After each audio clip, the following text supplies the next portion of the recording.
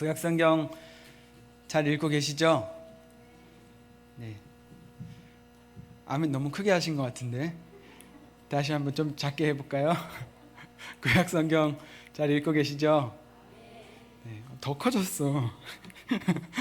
네. 우리는 창세기부터 성경을 읽어오면서 이 여호수아서를 지난 주간에 다 읽고 이제 사사기에 들어왔습니다. 여호수아서를 읽기 시작할 때 여러분 마음이 어떠셨나요? 좀 다른 때와는 다른 어떤 특별한 기대감이 있었을 것 같습니다. 창세기부터 있어 왔었던 하나님의 약속, 그 약속이 이제 때가 찼고 그 약속이 이루어지는 것을 보게 되는 곳이 바로 이 여호수아서이기 때문입니다. 하나님께서 아브라함과 맺었던 약속, 그 약속이 이루어지는데 하나님이 아브라함과 어떤 약속을 맺으셨죠? 고향 친척 아버지 집을 떠나서 내가 내게 지시할 땅으로 가라. 네 자손을 많게 하겠고 그 땅에서 살게 할 것이다. 하나님께서 약속을 해주셨죠. 큰 민족을 이루고 큰 땅을 주셔서 그것을 통해서 하나님의 나라를 이루실 것, 이것을 아브라함과 창세기에서 약속을 해주셨단 말이에요. 창세기, 출애굽기, 레위기, 민수기, 신명기 동안 긴 세월이 지나왔고 이제 정말 그 땅을 눈앞에 두고 있었어요. 그리고 이제 그 땅에 들어가는 것, 이게 이제 여호수아의 이야기인데 여호수아서는 정말 그 약속이 성취되는 현장을 우리에게 보여줍니다. 그런데 하나님이 아브라함에게 그 약속을 주시면서 이런 말씀도 하셨어요. 똑똑히 알아둬라. 똑똑히 알아둬라. 네 자손이 남의 나라에 가서 그들의 종이 되어 얹혀 살며 400년 동안 압제를 받을 것이다. 그러나 내 자손을 부리던 민족을 나는 심판할 것이다. 그런 다음에 나오게 할 것이다. 라고 아브라함에게 약속을 해주셨단 말이에요. 그 약속이 이루어진 것을 우리는 성경을 읽어오면서 잘 알고 있습니다. 오랫동안 기다렸어요. 오랜 세월 애굽에서 종살이하던 민족이 이제 하나님의 은혜로 출애굽했고 광야에서도 40년 세월을 보냈고 이제 약속의 땅에 들어가게 된 거예요. 우리 여호수아서를 읽으면서 이러한 기대감을 가지고 하나님께서 어떻게 이 일을 이루어 가실까 하면서 보게 됐습니다. 한 가지 더요. 하나님께 순종하여서 아브라함이 이삭을 바치는 장면 잘 알고 계시죠? 이때 하나님께서 이렇게 말씀하셨어요. 아브라함의 순종을 보신 하나님께서 이렇게 말씀하셨어요. 네가 이같이 행하여 내 아들 내 독자라도 아끼지 아니하였으니 내가 내게 큰 복을 주고 내 씨가 크게 번성하여 하늘의 별과 같고 바다의 모래 같게 하겠다. 내 씨가 그 대적의 성문을 차지할 것이다. 내 씨가 그 대적의 성문을 차지할 것이다. 했는데 정말 많은 이제 성문이 기다리고 있고 그 성문을 차지할 그 때가 이른 겁니다.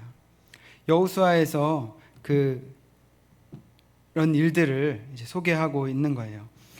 그 중에서도 우리는 특히 두 가지 성을 기억을 합니다. 여리고성과 아이성.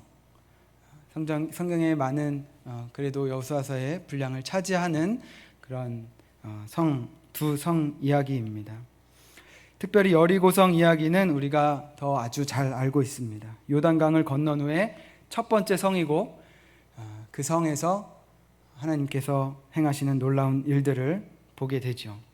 우리는 이 부분에 해당하는 내용을 보면서 오늘 함께 은혜를 나누기를 원합니다. 하나님께서 어떻게 그 아브라함과 하셨던 약속을 또 모세에게 보여주신 그 약속을 이제 이루시는지, 그 땅을 어떻게 얻게 하시는지, 또 이 이야기를 통해서 우리에게 원하시는 것은 무엇인지, 오늘 어떻게 이 세상을 살아가야 하는지, 우리가 대적의 성문을 차지하기 위해서 무엇을 해야 하는지 오늘 말씀을 보면서 생각해 봤으면 좋겠습니다.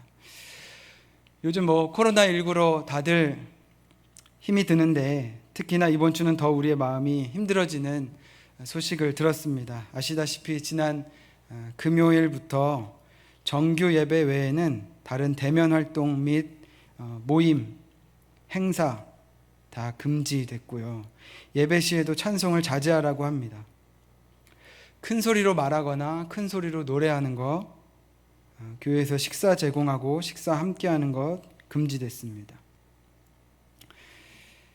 이런 방역 수칙이 교회에 주어졌다는 사실은 어쨌든 우리의 가슴을 굉장히 아프게 하는 것 같습니다. 다시 온전히 예배하고 교제하고 모든 것이 회복되기를 간절히 바랍니다.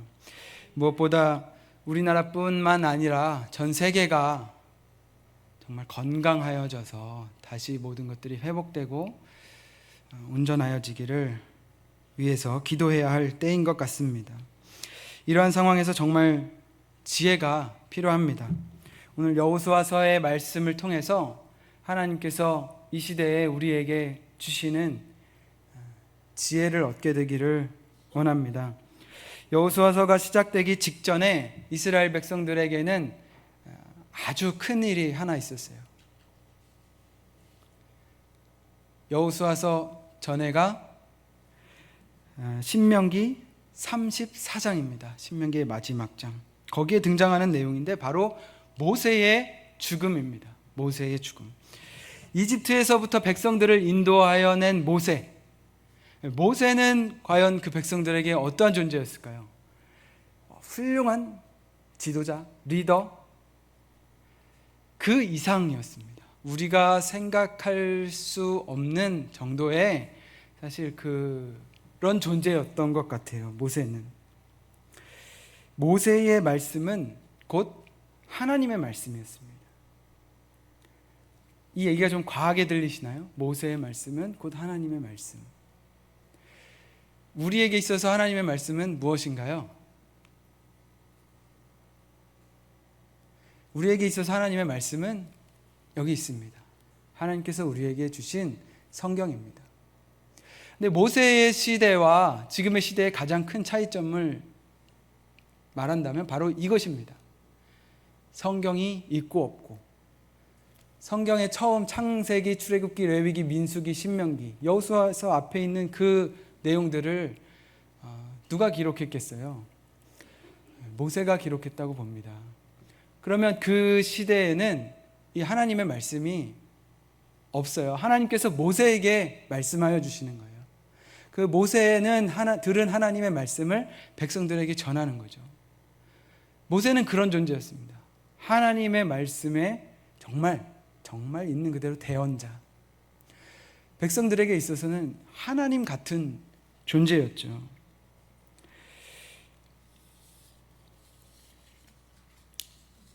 근데 그러한 모세가 죽었습니다.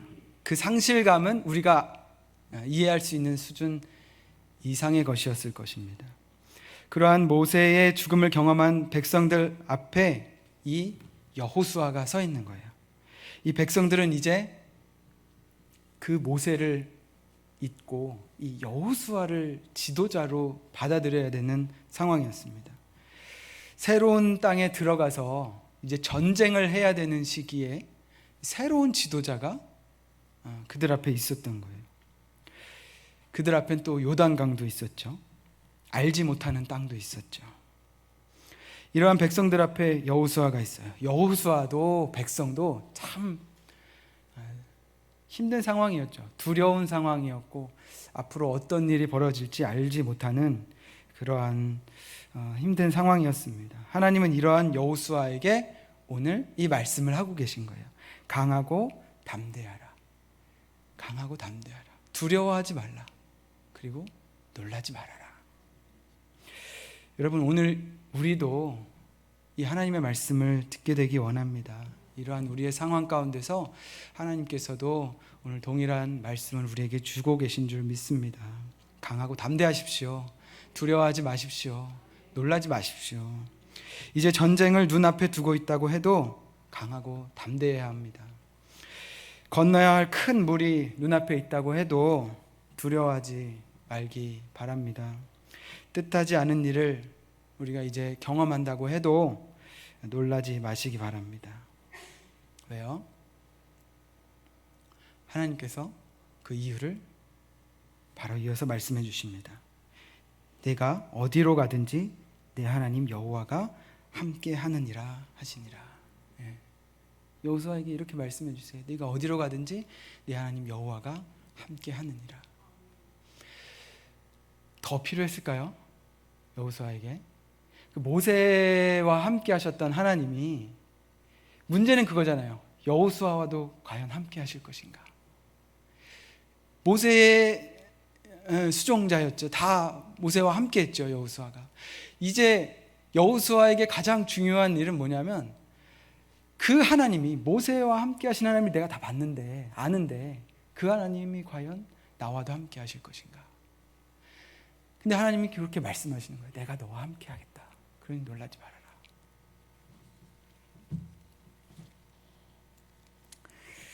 다른 이유가 필요 없을 것 같습니다. 그 하나님께서 이제 우리와도 함께 하신다고 말씀하십니다.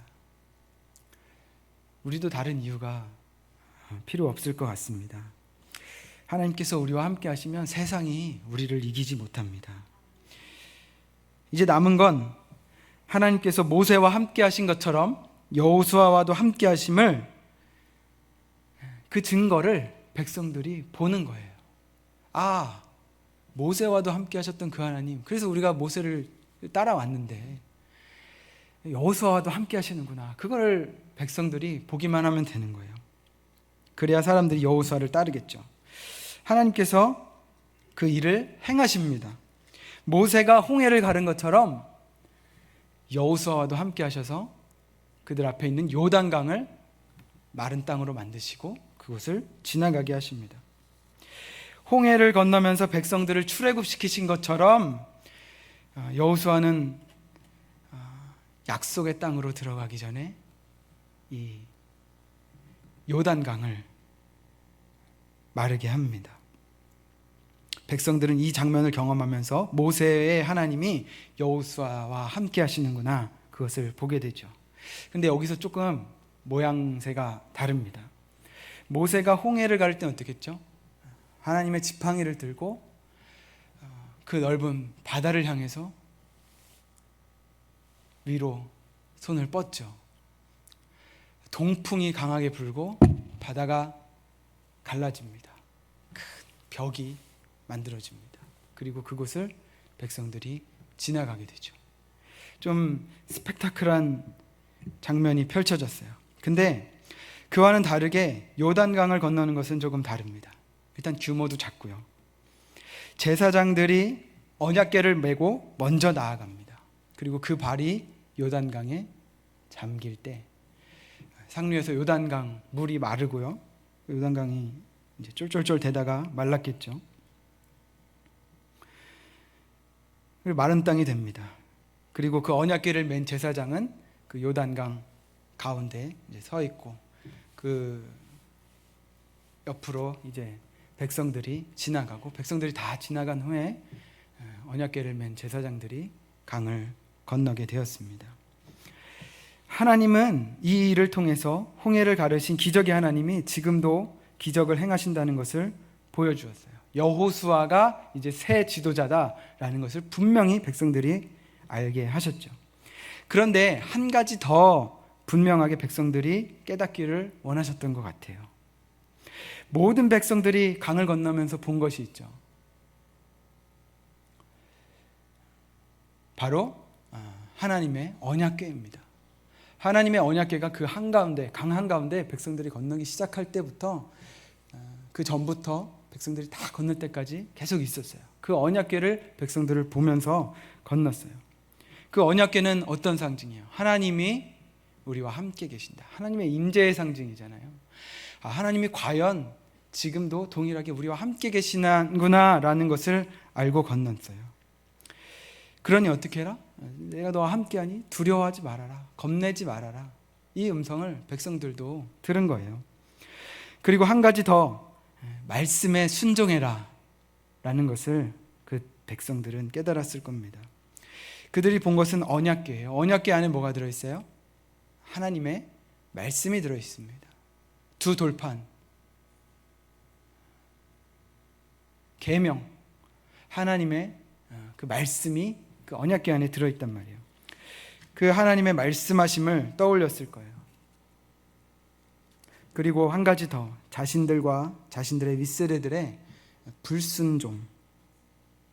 하나님은 이제 약속의 땅에서 살게 될 백성들에게 순종을 요구하시는구나 라는 것을 깨달았을 겁니다. 오늘 말씀에도 두려워하지 말아라, 겁내지 말라 말씀하시는데 그보다 앞서 하시는 말씀이 바로 이것입니다. 어떻게 보면 두려워하지 말고 겁내지 말아야 하는 그러한 상황이 될 수 있는 것은 바로 이것이 전제되기 때문일 것입니다. 이 율법책을 내 앞에서 떠나지 말게 하며 주야로 그것을 묵상하여 그 안에 기록된 대로 다 지켜 행하라. 그리하면 내 길이 평탄하게 될 것이며 내가 형통하리라. 이렇게 말씀하십니다. 율법책에 기록된 것을 다 지켜 행하라. 이렇게 말씀하세요.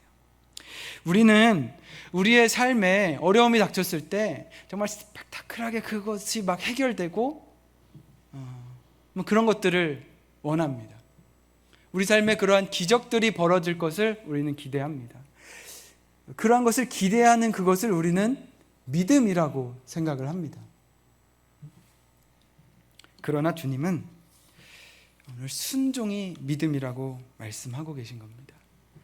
순종하면 우리의 길이 평탄케 되고 형통할 것이라고 말씀하십니다. 여러분, 주님의 말씀에 순종하게 되기를 원합니다.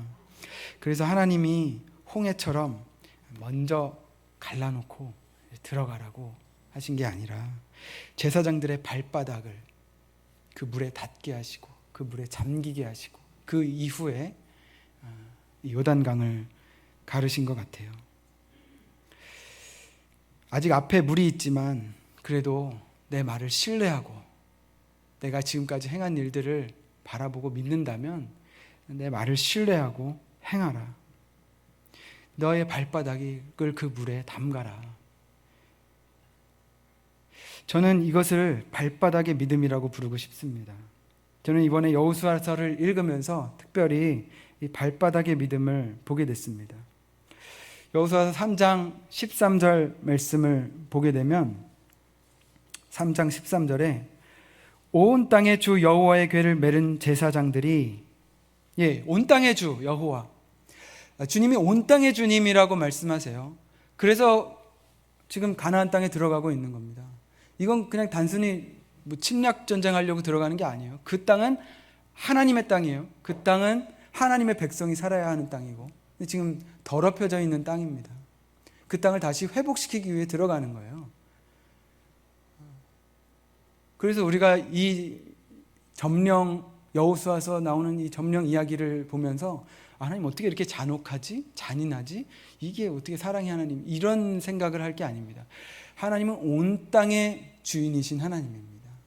그 온 땅을, 지금 이 땅을 하나님 나라 되게 하시기 위해서 지금 들어가고 있는 겁니다.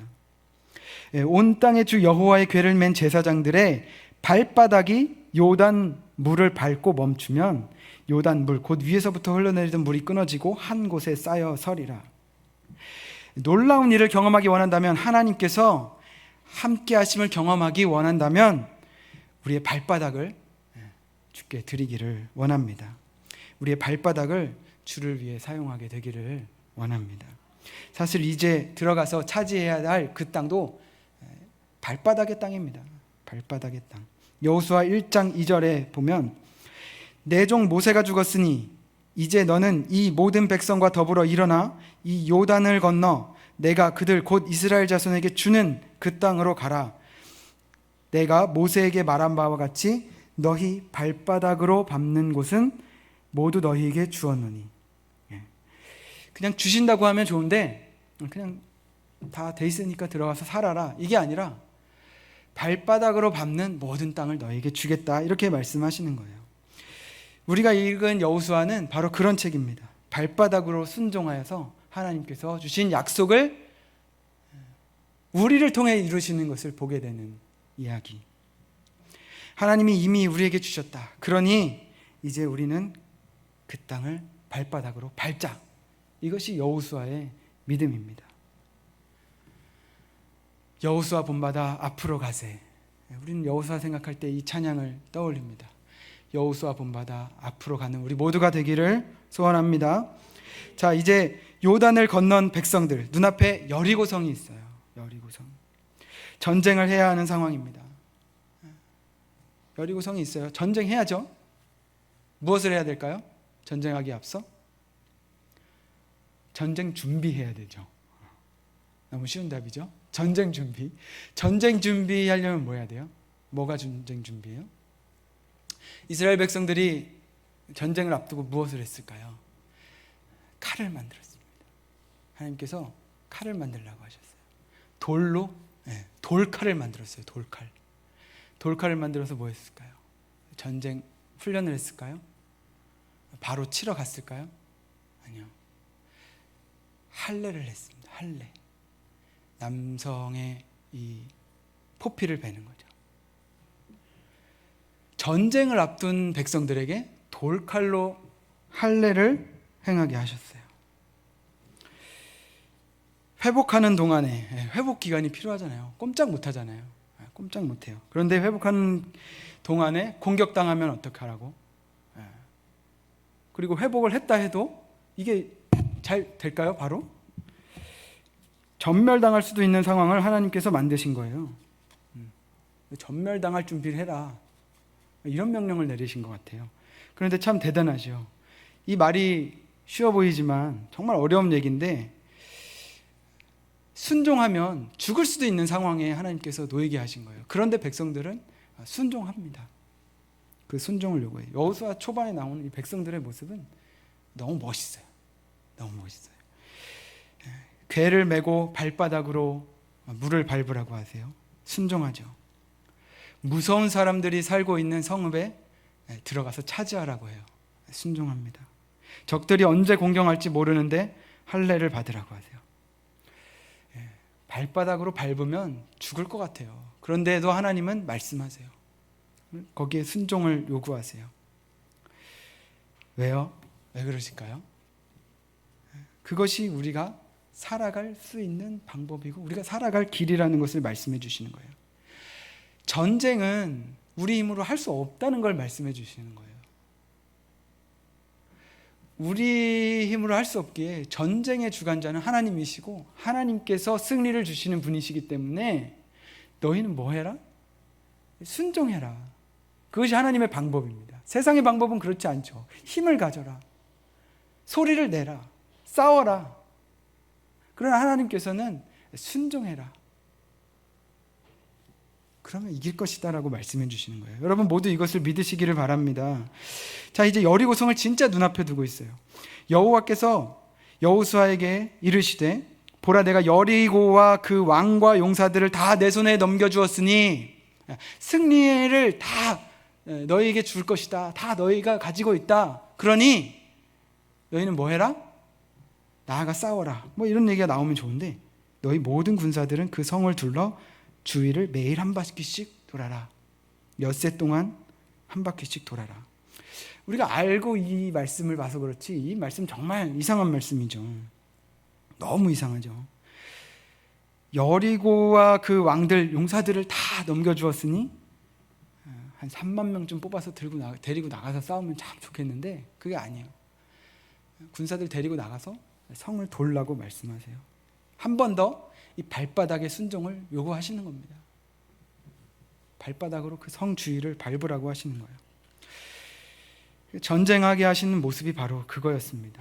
제사장들은 양각 나팔을 불고 사람들은 어떻게 해요? 아무 소리도 못 내요. 말소리도 못 내요. 입도 뻥끗 못 해요. 너희는 외치지 말며 너희 음성을 들리게 하지 말며 너희 입에서 아무 말도 내지 말라. 그리하다가 내가 너희에게 명령하여 외치라 하는 날에 외칠지니라. 왜 아무 말도 못하게 했을까요? 왜 아무 말도 못하게 했을까요? 얘기하다가 딴 생각할까 봐? 하나님의 특별한 전략이 있었을까요? 전 군사적 전략이 있었을까요? 긴장감 조성? 불평하지 말게 하려고 그렇게 하셨을까요? 지금처럼 바이러스가 있어서 바이러스 감염되지 말라고 입 꾹 다물게 하셨을까요? 사실 왜 그랬는지 잘 모르겠습니다. 중요한 것은 그들은 이러한 명령에 순종했다는 겁니다. 그리고 말씀대로 6일 동안 하루에 한 번씩, 그리고 마지막 7일에는 7바퀴를 돌면서 나팔을 불었습니다. 마지막에 소리 지르라고 할 때 소리 질렀어요. 그랬더니 여리고성이 무너지는 것을 보게 됐습니다. 우리는 이 여리고성, 이 가나안 땅에 들어가면서 첫 번째 전쟁을 좀 보면서, 이 성이죠, 첫 번째 성의 그 전쟁을 보면서 굉장히 스펙타클한 걸 기대했고 굉장히 뭔가 전쟁의 장면을 기대하지만 성경은 아주 이 전쟁을 심플하게 묘사합니다. 6장 20절 보면 백성은 외치고 제사장들은 나팔을 불매 백성이 나팔 소리를 들을 때에 크게 소리질러 외치니 성벽이 무너져 내린지라. 끝. 성벽이 무너져 내렸다. 끝났죠. 성벽이 무너져 내렸으면. 반면 이 구절 앞에 굉장히 지루하리만큼 길게 반복하고 나열하고 있는 것이 있는데, 그것이 뭐냐면 그 성을 도는 방법에 대한 묘사예요. 하루에 한 바퀴씩 돌고 마지막 7일째는 7바퀴 도는데 제사장 7명이 7 나팔을 불고, 양각 나팔을 불고 7째 날에 7바퀴 돌아라, 이런 말씀, 이런 것들이 계속 반복이 됩니다. 이게 몇 번씩 반복해서 기록되어 있습니다. 왜 반복해서 기록되어 있을까요? 이런 거예요.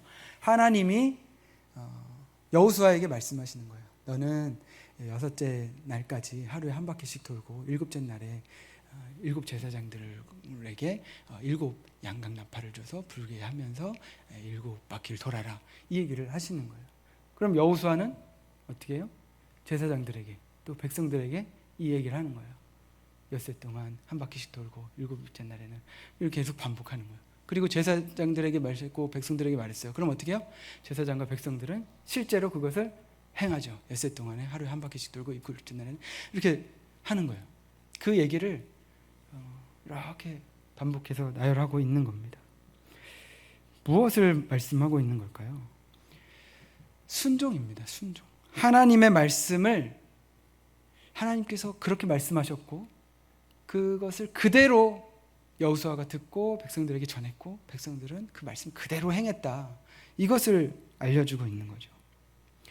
여호수아 본받아 앞으로 가세. 여호수아 본받아 앞으로 가는 것은 하나님 말씀에 이해하기 힘들지만 순종하면서 나아가는 것입니다. 우리 삶에서 어려운 일들을 만날 때 하나님의 말씀에 순종하는 것으로 결정하시게 되기를 원합니다. 헷갈릴 때가 있어요. 이렇게 해야 될까? 이 말을 들어야 될까? 저 말을 들어야 될까? 우리가 어떻게 살아야 될까? 막 헷갈릴 때가 있습니다. 그럴 때 하나님께서 정말 우리에게 원하시는 것은 무엇인가? 우리는 그것을 결정하고 나아가면 됩니다. 그러면 하나님께서 함께 하십니다. 두려워하지 말라고 하세요. 세상이 우리를 해치지 못한다고 말씀하세요. 제가 언젠가 말씀드렸는지 모르겠지만 군대 얘기 좀 하나 들려드릴게요. 제가 군대에 있을 때, 신병교육대에 있을 때인데 너무 뜨거운 여름이었습니다. 정말 기록적인 더위가 있을 때고 기록적인 가뭄도 같이 있을 때였습니다. 지금 생각해보면 그게 약간 거짓말 같기도 한데 그때 물이 부족하다고 물을 안 줬어요. 물이 부족하다고. 가뭄이 그렇게 심해도 물이 부족할까? 지금 생각엔 또 그런 생각도 드는데, 물이 부족해서 샤워할 때 물을 이렇게 받아놓고 딱 2바가지만 쓰겠습니다. 2바가지로. 이것도 바가지도 조그매요. 다 지켜보고 있어요. 2바가지로만 샤워하겠어요. 한 바가지 껴안고 비누칠 빨리 한 다음에 한 바가지로 이렇게 하면서 막 이렇게 비누칠을 해야 되는 그러한 정도의 어떤 가뭄. 너무 힘들었어요. 정말 힘들었어요. 근데 이 훈련병들만 힘든 게 아니었던 것 같아요. 이 교관하고 조교도 힘들었던지 그때 결정한 게 있습니다. 뭐냐면 다 연병장에 모여라. 그래서 거기서 기우제를 지내겠다. 정말 기발하죠? 어떻게 그런 생각을 하죠? 기우제를 지내겠다. 그때가 낮이었는지 저녁 때였는지 모르겠어요. 더웠던 것만 기억이 나요. 기우제를 지내야 되겠다. 뭐 동쪽을 보고 절을 했는지 서쪽을 보고 절을 했는지도 모르겠어요. 근데 다 절을 하래요. 그리고 비가 오게 해달라고 비를 해요. 참 무섭죠. 그땐 정말, 지금도 뭐 무섭겠지만 그때 정말 무서웠습니다. 막 집어던졌어요. 막 쌍욕하고 막 집어던질 때였어요. 근데 그 말을 잘 들어야 되겠죠. 이 말을 안 들으면 정말 난 여기서 죽을지도 몰라, 이런 생각이 들었어요. 근데 제가 어떻게 했을까요? 그냥 서 있었습니다. 남들 다 절할 때 저는 서 있었어요. 어떤 일이 일어났을까요? 아무 일도 일어나지 않았습니다. 정말 해를 당할 각오를 하고 서 있었는데, 죽을 수도 있다 서 있었는데 아무 일도 일어나지 않았어요. 왜 그럴까요? 다 절을 하느라고 아무도 절을 못 봤어요. 싹 다 절을 하더라고요. 근데 한 명 그래도 감시해야 되는 거 아닌가? 저를 서서 그냥 기도했습니다. 비가 오게 해달라고 기도하진 않았던 것 같고, 정말 이 상황이 너무 어이없고 너무 불쌍해서 그들을 위해서 기도했던 것 같은데, 정말 슬펐던 것은 그때 저하고 눈이 마주친 사람이 아무도 없었다는 거죠. 그 수십 명이 있는데 그 중에 그리스도인들도 분명히 있을 텐데 왜 지금 나하고 같이 서 있는 사람은 아무도 없을까? 여러분, 어려운 일을 만나면 순간 무엇을 결정해야 할지 어려운 때에 하나님께 순종하는 것을 선택하시기 바랍니다. 담대하게 나갈 때 세상은 우리에게 아무 위협이 되지 않습니다. 정부에서 이번에 교회에 대한 방역 조치를 강하게 내놓으면서 교회에서 크게 찬양하는 거 못하게 했습니다. 저는 진짜 화가 많이 났어요. 큰 소리로 찬양하는 거를 금지한다니, 이거 정말, 이거 가능한 일인가? 성경에서 큰 소리로 찬양하라고 했는데 내가 하나님 말씀 들어야지 왜 세상 말을 들을 수 있나, 이런 생각하게 되죠. 이렇게까지 해야 되나 싶기도 하고, 막 별 생각 다 들었습니다. 그러다가 악기는 제한이 없는 것 같은데 악기를 엄청 크게 틀고 찬양할까? 그러면 진짜 누가 감시하러 와도 찬양 소리가 안 들릴 텐데, 뭐 이런 생각까지 막 하게 되면서, 근데 가만히 생각하다 보니까 이런 죄가 되게 엉터리 같이 생각이 되는 거예요. 하나님이 우리한테 크게 찬양하라고 하셨다고? 근데 왜 교회에서만 크게 찬양할 생각을 나는 하고 있지 지금? 집에서, 삶에서 이렇게 큰 소리로 찬양하고 큰 소리로 기도하고 이런 모습들이 별로 없었던 것 같아요, 최근에. 그래서 이번 조치가 시행되는 금요일에 예배 영상을 틀어놓고 오랜만에 아이들하고 진짜 큰 소리로 찬양하고 기도했습니다. 기도도 더 간절하게 하게 되더라고요. 이럴 때일수록 우리 모두가 더 간절히 기도하고 찬양했으면 좋겠습니다. 큰 소리로 하나님 찬양하지 말아라, 간절히 찬양하고 간절히 기도하지 말라고는 안 했습니다. 간절히 전심으로 우리의 마음을 다들여서 늘 주께 나아가게 되기를 원합니다. 기도도 크게 안 하는 대신에, 여러분 솔직히 크게 안 하시는 분들 많잖아요. 기도 크게 안 하시는 대신에 여러분 간절하게 기도하시면 좋겠습니다. 오래 기도하시면 좋겠습니다. 오래 기도하지 말라고 안 했잖아요. 슬프고 분노할 만한 현실이기는 합니다만, 한편 우리가 할 수 있는 건 아직 많다, 이런 생각도 하게 됐습니다. 정부에서 정규 예배는 잘 드리래요. 여러분 그거 아시죠? 정규 예배는 잘 드리라고 합니다. 정규 예배가 뭘까요? 정규 예배 너무 궁금하잖아요. 그래서 물어봤습니다. 주일 예배뿐만 아니라 수요 예배, 금요 예배 그리고 새벽 예배 다 정규 예배입니다. 다 잘 드리라고 정부에서도 괜찮다고 하니까 하지 말라는 거에 너무 마음 아파하지 마시고 당분간 열심히 해도 괜찮은 거에 우리 열심을 쏟았으면 좋겠습니다. 우리가 해야 할 것도 많고 할 수 있는 것도 많습니다. 발바닥을 우리 주님께 드리고 나아오게 되기를 원합니다. 제가 아이들과 마라톤을 몇 번 이렇게 즐겨 했습니다. 그래서 금년에도 좀 마라톤을 나가보려고 마라톤 일정이 이렇게 쫙 나오는 데가 있거든요. 거기 들어가서 봤는데 연초부터 한 군데도 없는 거예요. 마라톤 일정이 다 올라오긴 올라와요. 올라왔다가 취소되고, 이거 언제 끝날지 모르니까 다 올리죠. 일정이 올라왔다 취소되고 계속 볼 때마다 취소되는 거예요. 그래서 한동안 안 봤어요. 안 되는 거구나 그랬는데 지난주에 한번 봤습니다. 아니 이런 조치 속에서 마라톤은 어떻게 하고 있는 거야 궁금하기도 했고 좀 한번 나가보고 싶기도 하고, 그래서 마라톤 일정을 딱 봤는데 세상에나 다 열려 있어요. 마라톤 일정이 열려 있다고요. 그래서 더 기가 차가지고 이거 어디서 하는 거야, 가봐야 되겠다. 딱 봤더니 장소가 어딘지 아세요?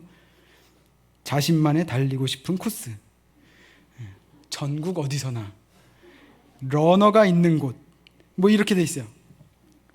자기가 달리고 싶은 곳에서 스마트폰으로 어플로 시간 재면서 알아서 달리라는 거죠. 그리고 그 기록을 캡처해서 올리라는 거예요. 그러면 그걸로 뭐 시상을 하겠다, 뭐 그런 거죠. 마라톤 행사를 열 수 있을 때까지 아마 관계자들도 굉장히 기다리고 힘들었겠죠. 그러다 생각해낸 방법이 그거예요. 왜 혼자는 못 달리냐?